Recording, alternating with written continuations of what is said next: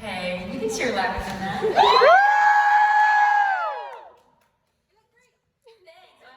I'm real big today. You know, man, this is a little low key. I have a mic here for whoever has questions. Yeah, we're gonna do Stick questions. your hand up. I was distracted and talking to Tilly. She's fucking great, and I can't wait for you guys to see her. You guys look awesome. Thank you. This is coming through for me.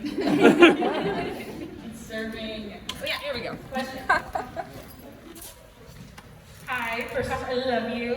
What was the hardest song for you to write on this album? Beside myself. I can't really get through that one without some tears. Even cutting vocals. The second verse, I was like, I can't get through a pass of this without being in tears. So I had to like comp through like all these edits. So comping all these vocals, I'm like, oh my god, it sounds so sad. But it has a lot of feelings. It's about losing a loved one.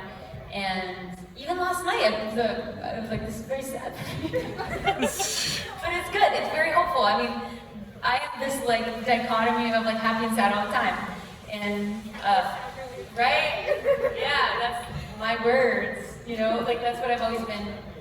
So it's like it has an energy to it that's like almost like emotional energy that makes the song what it is. Like an emo energy, yeah, like an emo anthem energy, yeah. We all need a little bit of that. Yeah, your looks on point, nice heart glasses, rolling rockstar glasses on stage, you know? Okay, first of all, I'm obsessed with you. I've been listening to you since Ice got released. That's forever ago. And then the other one is, do you have any favorite artists right now? Anyone that inspired the album? Any favorite artists you said? I've been listening to a lot. I mean, I do listen to a lot of bass music, actually, because I have another bunch of music that I make that's bass. I don't know who she is. Who? Still self-promoting. So, like, listen to a lot of bass stuff, but... What'd you say? Wait. Who said what? Where? Who? I can't hear this. My hair. I think it was security setting stuff up. I'm like, what did you actually contribute? My favorite song at the moment, though, is called Thrill by Future Islands. And that is like, I just like emo anthem dance to that shit. It's my vibe. If you actually, I will tell you, like, if you want to hear what I'm listening to, I have a few playlists on my Spotify. One's called Poolside Naked, which is like kind of anthem-y shit. I'm actually playing it before the show tonight. And there's one called, actually I don't know if that was live, but there's that one called Boom, which is like a lot of bass music playlist. And then there's one called Don't Worry, which is like chill electronic. So a lot of that stuff is, I like curate all those playlists. If you want to hear what I'm into. So you said over the summer one of your Instagram live streams that Follow You Down was too sad for the movie that you wrote it for, but what movie did you write it for? It's fun. Like the movie was, I honestly feel like it was like a fever dream when I got asked to do this. Like, did it ever happen? Like, I don't know. It was a movie I was told that was like starring, I think it was like Mel Gibson or something about mermaids. Like, does that sound real? I don't know. I was like, Mel Gibson stars in a mermaid movie, and like we need a fucking song for the end when like the mermaid loses their best friend. And I was like swimming, going down.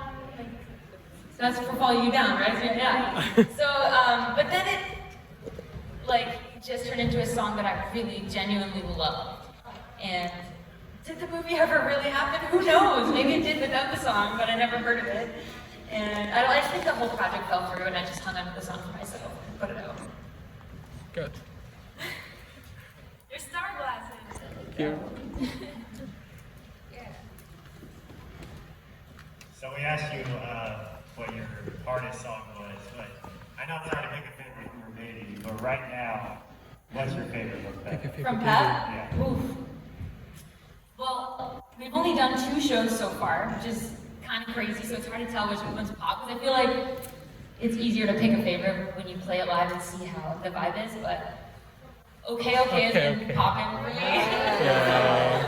You know? But also Salt and Vinegar is like, from day one, that's been one of my favorites.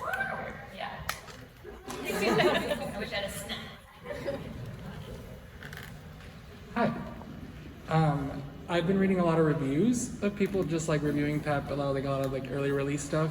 Ooh, are they good? It's been fucking amazing. I always avoid them. I saw someone share a post and it was like the reviewer was saying that like a lot of the tracks just call back to like a lot of albums. Yes. And I wanted to know like what your thoughts were on that. I actually have seen a couple of those things, and I feel like that is like very much what I was trying to do, but also I feel like sometimes I've tried to do that and people didn't pick up on it, so I'm just not gonna like make a big thing out of it. But there's definitely moments that I'm pulling from Siberia, and like some of the synthy stuff that's in Jaws and Rent are throwbacks to the listening era. Yeah.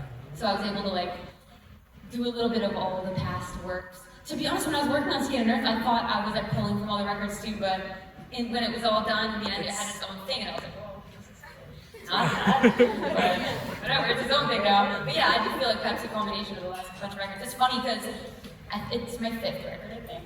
And some reviews will be like, well, it's his 4th album. And then someone will be like, well, it's his 6th album. I'm like, what album is this? I've made too much. No such thing. Thank you guys. 1, 2 more questions. Also a dope fit. Thank you.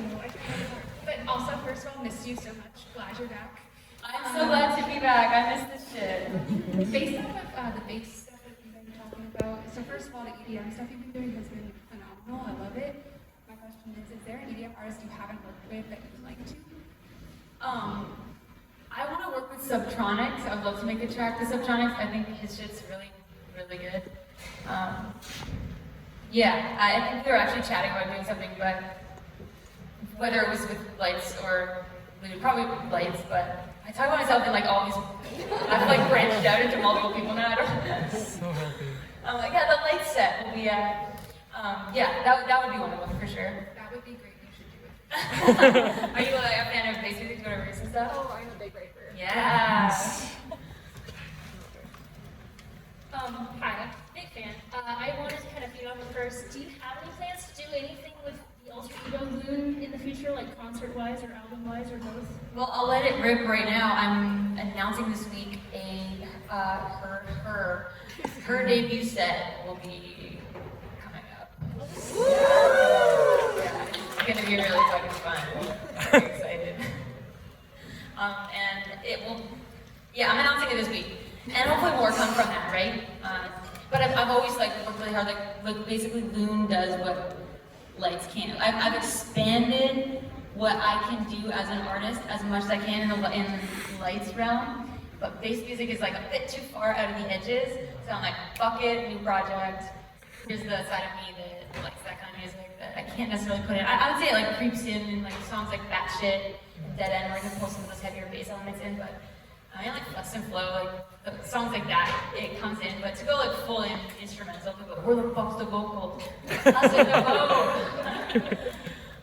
Yeah, so I try to keep them separate because I think I'm giving Loon a fair shake at like getting her own career on her feet and shit, because I wouldn't want her writing fucking coattails, you know? None of that. Not even myself. Yeah, I'm looking forward to it though. I have a lot of fun with it. And it's actually the first releases that I've ever put a whole EP out that I've done everything on. You know, it's actually really empowering, and I mix them, I do everything, and it's really fucking fun. And if anybody's trying to get into production or anything, that's a good place to start. Bass music. It's simple, but it has balls. One last question, I think, before we go to the photos. I feel like for a lot of artists, they release an album or a song and they're kind of done with it, and you often do acoustic versions or remixes, and I'm just interested in sort of the process of taking a song that you've already released, and when you look back on it, like, what do you do when you decide you want to make changes or a new version of it? Repeat the last part of the question. What you want to, how you decide what changes you want to make, how you want to make a new version of it. Oh yeah, oh man, it's, I put a lot of effort into the lyrics and melodies, and I always, when I strip them back, I feel a new side of the song that I don't hear in the full stuff. So usually when I'm listening to those lyrics, that kind of guides where I want to take that when it's stripped back. I did a actually chill version of Prodigal Daughter that isn't acoustic. This whole album and this whole cycle, I've like avoided anything acoustic. I didn't even really bring one on the road. Well, I did because my front of house guy made me. But it's in the back somewhere as a backup just in case. But this is not about acoustic vibes on this record. Even when I do chill versions of it, it's going to be like really flowy, ambient, emotive, more like soundscapey versions of them.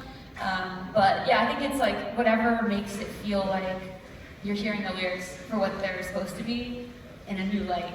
That's how I kind of decide where it's going to go. You know, what really helped me on this record and on figuring out how to like do new interpretations of songs was the Drake cover album I did that got ripped away. Did you guys hear that? Yes. Fuck Drake. But in the one day that it was up, every now and then I'll put the link back down and I'm like, bitch, here it is. I learned so much from that though.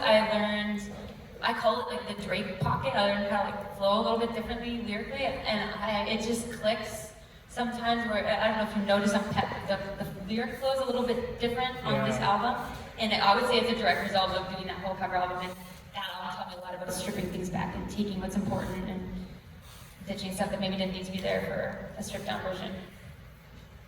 How'd you guys heard that? I worked hard on that, right? Great. Like 2 songs a day for a week. It's busting my butt. Awesome. I think we're ready to do some photos. I see some photos. Are there lights in there? There's going to be the lights. There will be. I hate making a joke about it though. I shouldn't be doing that.